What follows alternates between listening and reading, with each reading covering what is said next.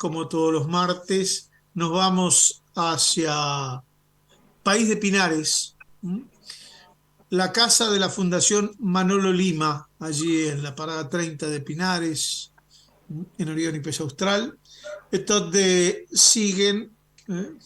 renovándose los encuentros, se sigue acercando más gente, se siguen produciendo algunos actos culturales, en este caso literario, que cuentan con la presencia de autores que vienen a traernos sus libros, a contarnos y a que los interroguemos también a propósito de él. Este jueves a las 7:30 de la tarde, allí en la Fundación Manolo Lima, se va a presentar el libro Los restos del padre de Santiago Cardoso González. ¿Será una oportunidad más para discutir sobre Artigas? ¿Sobre lo tanto que se ha dicho y se ha escrito? Hasta en los últimos tiempos, eh, hasta una versión de la supuesta cara de Artigas estuvo circulando por allí en un trabajo que hacía este, Marciano Durán. También esto se ha agregado. Y bueno, pero nosotros ahora nos disponemos a conversar con el autor del libro, que bueno, nos tratará de llevar hasta cuál es esta versión, de qué se trata esto que nos ofrece en este momento un hombre bueno, que es maestro, profesor de idioma español, magíster en lenguaje, cultura y sociedad, doctor en lingüística, profesor de gramática y de lingüística, con varios libros publicados, que tenemos el gusto de estar recibiendo en este momento. Santiago Cardoso, el placer de tenerte con nosotros, ¿eh? Bueno, buenas tardes. Muchas gracias por la invitación, Washington. Bien, eh, otro Artigas, un nuevo Artigas, otra versión sobre Artigas. ¿De qué estamos hablando? Bueno, es una buena pregunta. No sé si puedo respondértela así tan sencillamente, pero quizás es otro y el mismo a la vez. Capaz que esa es una forma de plantear la cuestión. Es el mismo, podemos reconocernos, o se lo puede reconocer como el mismo, por lo menos el mismo que circula por algunos lugares bastante consagrados, como puede ser la escuela, como puede ser el liceo, y también a la vez es otro, ¿no? Sencillamente porque es una breve historia o un breve texto que pretende decir algo, no sé si estrictamente algo diferente, pero por lo menos sí algo que, que nos permita repensar, que nos permita ver de una manera nueva, con otros ojos, con otro estado de ánimo, al Artigas ese por el cual todos hemos pasado a lo largo de nuestra vida. Ujú. Yo me he preguntado muchas veces, ¿por qué tantos Artigas? ¿O por qué tantas interpretaciones? Hasta la del rostro, cuestionado ahora, ¿no? También del rostro de Artigas, ¿no? ¿Por qué? ¿Cómo pasan y pasan los años? Y uno se puede remontar a muchos textos, por ejemplo, de Artigas de Gesualdo, ¿no? Y después los Sí. textos convencionales en los que estudiamos en la escuela o se estudiaba en el liceo, pero siempre hay otro Artigas o una nueva visión de Artigas. Y, ¿por qué? ¿Qué es lo que no queda claro de Artigas para que haya tantas interpretaciones? Bueno, esa es una estupenda pregunta. Yo, la verdad, supongo que diferentes profesiones podrían dar una respuesta distinta a esa pregunta que vos haces. En el caso de este texto, incluso en el caso mío en particular, ya como a partir de la profesión que ejerzo, que es la lingüística, pienso que en buena medida toda esa cantidad de interpretaciones o cantidad de Artigas que aparecen, que proliferan, de algún modo tiene que ver proporcionalmente con una ausencia de Artigas, ¿no? con algo que falta, con una especie de agujero de herida o de oquedad que no puede llenarse con nada, y que en parte tiene que ver con la ausencia de imágenes, en parte tiene que ver con ese enorme silencio de años, ¿no? Desde que Artigas se fue al Paraguay, digamos, hay una cuestión ahí vinculada con lo que falta, con lo que no está, con lo que no pudo estar, una cuestión de ausencias que bueno, que alimenta todo tipo de necesidad o de deseo de poder decir algo sobre eso que no está. De algún modo responde a la forma o a la estructura del deseo, ¿no? Así, bueno, hay algo que no está, hay algo que nos falta, y entonces eso mismo es lo que nos mueve una y otra vez a seguir hablando de eso, ¿no? Y cada uno obviamente da su versión, su escritura, su manera de ver.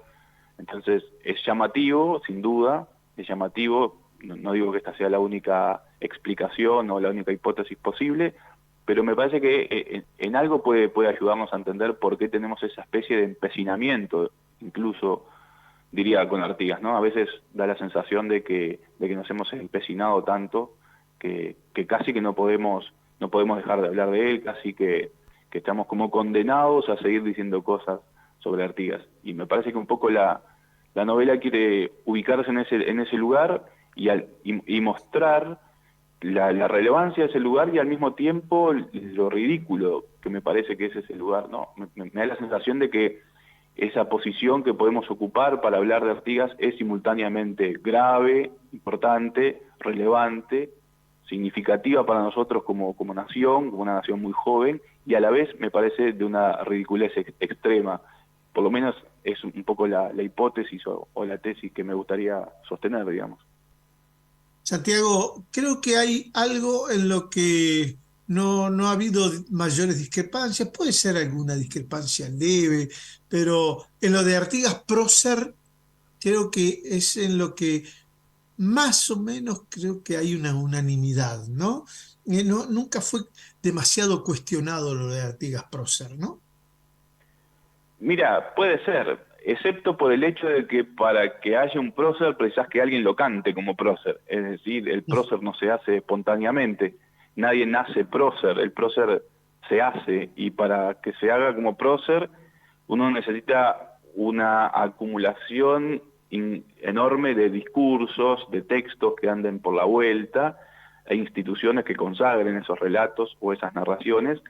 Por tanto, para que haya un prócer, precisás máquinas, notables máquinas discursivas, para decirlo así, medio raro, sin las cuales nadie es prócer ni no prócer, digamos. Necesitas que la gente hable y que eso se repita y circule, y sobre todo que permee o que constituya como el aire que respiramos todos los días. Y en ese sentido estoy bastante de acuerdo contigo, pero a la vez cuando uno interroga estos discursos o cuando los estudia, se da cuenta un poco de cuál es la forma en que ha sido construido. Por lo tanto, al develar un poquito el secreto, digamos, de esa construcción, la propia idea de prócer se vuelve como más ficticia, ¿no? Se vuelve claramente ficticia, me parece, ¿no? No tiene nada que ver con la realidad, discutir si prócer efectivamente describe lo que Artigas en esencia era o no era, y si es preferible una palabra diferente que no sea prócer, que sea héroe o lo que fuera. Me parece que cuando uno se pone a ver la cantidad de discurso que se precisa para que una palabra como prócer cuaje y todos los ciudadanos nos apropiemos de ella, uno se da cuenta del carácter ficticio que tiene esa palabra, pero no por eso deja de producir efectos, ¿no? Afectivos, por ejemplo, gente que se diga que es artiguista, que defienda ciertas causas, o al revés, gente que se diga que es antiartiguista y que rechace sus causas, etcétera, ¿no? Si hay una cosa medio misteriosa de cómo una palabra puede causar efectos en los estados anímicos de los grupos, ¿no? De los colectivos, incluso también a nivel individual, pero ahí hay una zona, ¿viste?, que es como una zona de texto, son como enunciados, discursos, que le van dando espesor al sentido de la palabra prócer, por así decirlo, y me parece que cuando uno se mete ahí, empieza a bucear o se hace preguntas de ese orden, empieza a salir, a quedar en evidencia el carácter ficticio de prócer, y ya con eso creo que es un gesto bastante cuestionador que vale la pena sostener, mantener en alto, incluso en beneficio del propio Artigas, ¿no? Como un acto de justicia hacia el propio Artigas. Desde niños nos enseñaron, nos inculcaron, y creo que se hizo carne en todos nosotros al entonar una canción, el mencionar el Padre Nuestro Artigas, ¿no? Y si se habrá hecho carne que el himno, ¿no? El himno de Artigas tiene una estructura religiosa, ¿no? Porque calca casi que punto por punto el comienzo de la famosa oración al Señor, ¿no? Uh-huh. Y ahí hay una cosa muy interesante para pensar de cómo esa figura del prócer que vos mencionabas se construye tomando como referencia un discurso religioso que además en el himno de Artigas aparece explícitamente mencionado Dios, ¿no? Y Artigas no está a la altura de Dios, pero es el que le sigue, ¿no? Es el que le sigue, y por lo tanto nosotros, los humildes orientales, mantenemos con relación a Artigas una actitud un poco de feligreses, ¿no? Una cosa así que bueno, que no daría en principio mucho lugar al cuestionamiento, porque si no uno se empezaría a caminar por el sendero de los impíos, o una cosa así. Es bastante interesante cómo se va tejiendo eso a través de la historia. Vos mencionabas el artiguismo. El artiguismo que si alguien que no conoce la historia o que escucha hablar de que determinados grupos profesan, por decirlo de alguna manera, la fe artiguista, y uno se cuenta con que de repente un grupo totalmente opuesto también profesa la fe artiguista, al que lo mira de afuera se le arma una confusión bárbara, ¿no? Y es lo que tiene esa maleabilidad que tiene esa palabra, ¿no? Porque me parece que lo que no hay que olvidar que en primer lugar es una palabra, artiguismos es una palabra, Ujú. y por lo tanto todos pueden disputársela, todos la pueden usar, todos pueden hacer de ella más o menos lo que quieran, no es tan así, pero como es una palabra circula, anda de boca en boca, de texto en texto, de libro en libro, y depende de cómo uno llene esos libros, depende de qué diga uno asociado a esa palabra, es lo que finalmente esa palabra va a terminar diciendo. Pero en principio es una palabra, ¿no? Que tiene sus vicisitudes, que tiene sus diferentes formas de ser llenada, pero no diría bajo ninguna circunstancia que es una esencia o que es una cosa. No diría que artiguismo designa una esencia ni de un ser oriental, ni de un ser uruguayo, ni nada. Diría que es una palabra permanentemente en disputa para hacerla decir cosas. Me parece que esa creo que también es una de las ideas que la novela quiere sostener. Quizás no lo logre, quizás lo logre medianamente, pero ese es el lugar, digamos, donde yo me pararía para intentar pensar un poco la idea de artiguismo. Claro, porque si vamos a lo político, que es a lo que me refería, eh, tanto, digamos, grupos conservadores como progresistas, por llamarlo de alguna manera, de derecha o de izquierda, cada uno levanta la bandera artiguista, ¿no? Y uno dice, pero ¿cómo? ¿El artiguismo de qué es? ¿Es de acá o es de allá? ¿Cómo los dos pueden sostener la misma bandera pensando diametralmente opuestos, ¿no? Y ese es un tema que está presente desde el inicio mismo, ¿no? De la cuestión, teniendo en cuenta, sin duda, que la palabra como tal es posterior a aquello que la palabra quiere describir, ¿no? Evidentemente, la situación o los contextos que esa palabra o las ideas que esa palabra pretende describir, en rigor es posterior, nunca hay una sincronía o una coincidencia absoluta. Por lo tanto, esa especie de distancia que hay entre lo que la palabra designa o pretende designar y eso que designa, los hechos que designa, esa pequeña distancia, ese pequeño retraso que hay temporal, ya nos está dando la pauta de que ahí hay un profundo trabajo simbólico, un profundo trabajo discursivo que no fue hecho por el protagonista, ¿no?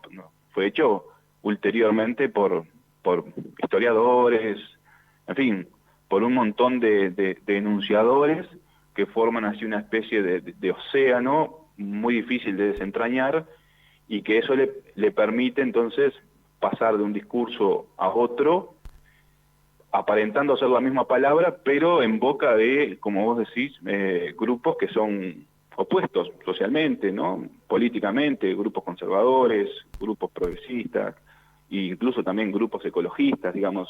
Tiene una maleabilidad bastante llamativa esta palabra. Santiago, para finalizar, te pediría, si es posible, que me definas en una frase o en algunas palabras cómo es el Artigas de tu novela. Y el Artigas de mi novela son restos, ¿no? No hay uno que sea que esté íntegro, que esté completo.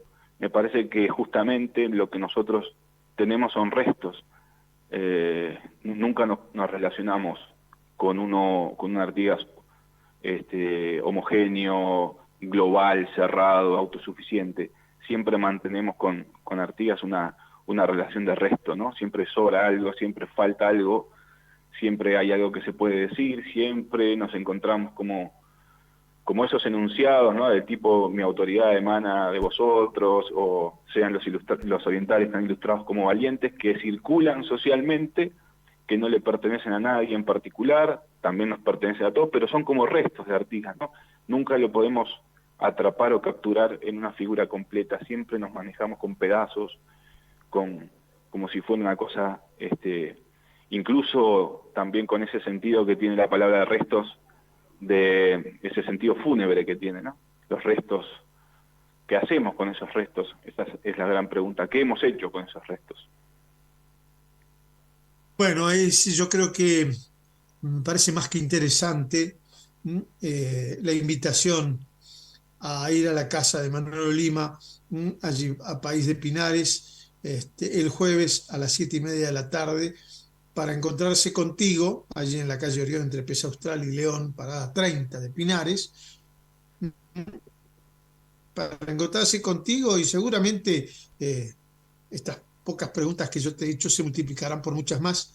Y bueno, y se conocerá de primera mano contigo, relatando y contestando, bueno, estos restos del padre, ¿no? Veremos Ojalá cuántos sí sea restos del así. padre creemos. Ojalá, sí, claro que va a ser así, no tengo dudas porque la casa de Manuel Lima se ha constituido en un lugar de encuentro aquí en Maldonado. Santiago Cardoso, gracias por este tiempo. No, gracias a ustedes por la invitación, por la entrevista, y espero encontrarlos el jueves por ahí para un abrazo. Gracias, nos reencontramos. Chao, chao. Señora, señor, nosotros...